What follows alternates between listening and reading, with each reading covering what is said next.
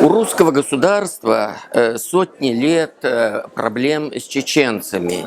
Лично у меня проблема с чеченцами началась очень-очень давно. Я не знаю, сколько мне было лет, ну так, навскидку, это, наверное, 3,5, что-то такое. Моя бабушка была очень грамотная. Но одна бабушка была очень неграмотная, а другая бабушка была вот из каких-то там, я не знаю, у нее был какой-то такая уровень какой-то достаточно высокий. И она мне пела колыбельные песни. «Спи, младенец, мой прекрасный, баюшки-баю, тихо смотрит месяц ясный в колыбель твою. Буду сказывать я сказки, песенку спою. Ты же спи, закрывши глазки, баюшки-баю. По камням несется терек, гонит мутный вал. Злой чечен ползет на берег, точит свой кинжал. Но отец твой храбрый воин закален в бою. Спи, малютка, будь спокоен, баюшки-баю. Самая первая проблема, которая у меня в жизни возникла, это была проблема с чеченцами. Как могу я уснуть, если я послушал такую колыбельную песенку, если я знаю, что где-то рядом злой чечен ползет на берег и точит свой кинжал. А потом прошло много времени, год или два. В то время очень долго. Мы жили на Дальнем Востоке. У вас на стенах висят ковры. А отец мой был офицером. У офицера, как камень в тереке, его вот так вот гонит, он всегда голый, который на берегу лежит постоянно. Тот обрастает мохом, а этот вот 2 чемодана и все. У вас висят ковры на стенах, а у нас висела карта Советского Союза и карта мира.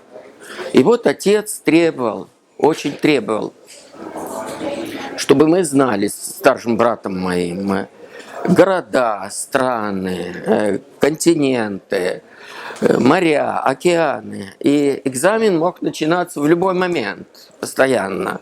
И вот реки. Вот мы должны знать Обь, Енисей, Лена, Амур, Сырдарья, Амурдарья, Нева, Днепр, Днестр.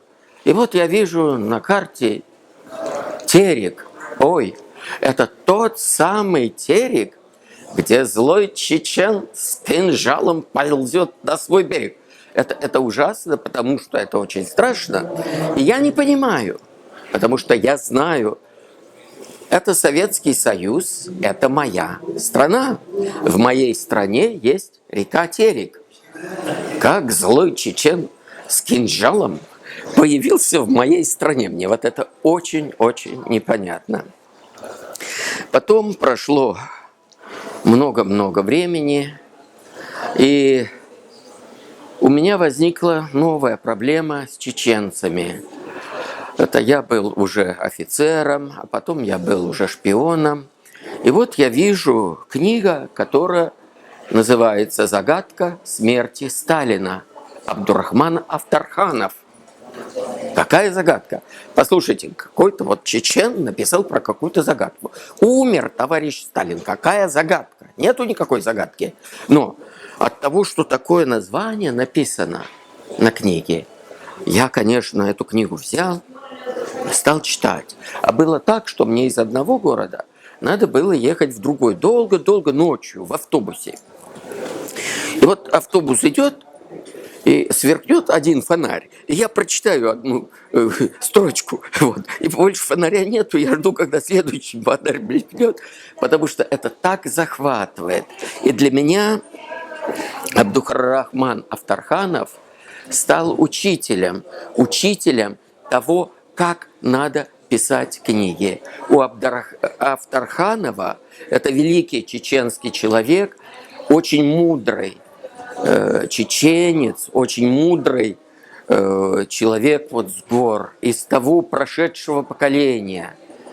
Таких, наверное, мудрых людей, может быть, они есть, я их не встречал.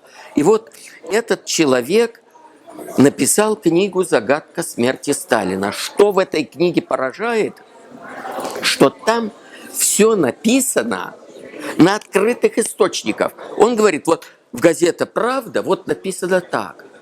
Обычно, когда мы берем книжку, и там какие-то ссылки есть, вот открываешь страницу, там читаешь что-то, в конце маленькая цифра стоит 55. Нужно отмотать назад, найти это 55 и что-то там, никогда туда не смотришь. Он первый, я увидел это, когда пишет газета «Правда» 3 февраля 1952 года. То есть это в скобках идет по тексту. Это вот прямо как часть текста.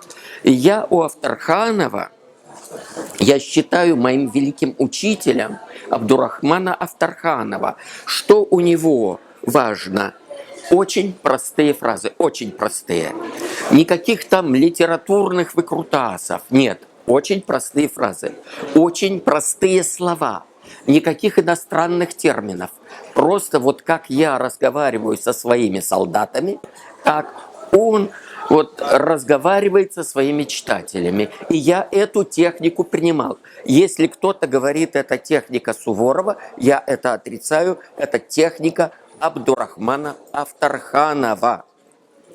Что у него?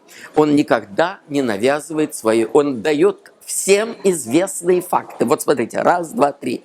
И никогда не дает своего интерпретации. Но так подобраны факты, что вот прочитаешь и сам делаешь выводы. То есть он подводит читателя вот к тому ситуации, когда читатель сам делает открытие. Не я делаю, не Авторханов делает. Это читатель говорит, ух ты, ой. И читатель это воспринимает как свое собственное открытие. Вот эта техника Авторханова, она заслуживает просто копирования, подражания. Подражать нехорошо, но подражать великому человеку это всегда хорошо. Я всем, кто пишет, кто собирается писать, настоятельно рекомендую использовать технику Абдурахмана Авторханова. Большое вам спасибо. Мира и счастья вам.